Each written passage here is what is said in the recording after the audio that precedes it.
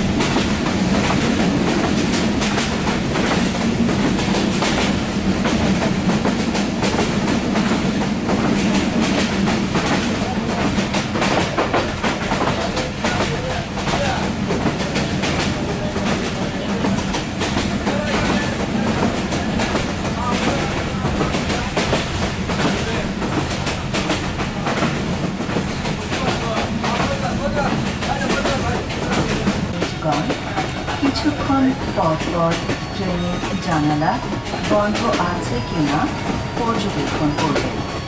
কোনো যাত্রী জানালা খুলে রাখলে তা বন্ধ করবেন এবং জানালা বন্ধ করার জন্য যাত্রী সাধারণকে অনুরোধ করবেন।